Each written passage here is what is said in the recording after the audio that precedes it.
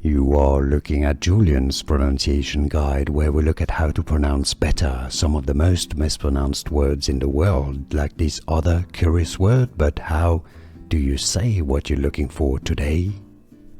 Let's learn how to pronounce the name of this French film director and screenwriter.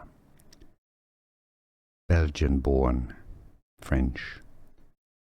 Agnès Varda is how it's said in French in France. Agnès Varda in English. Agnès. So GN together in French forms the ñ sound, okay? So it's not Agnès. Agnès. Agnès Varda, you could say in English. Agnès Varda.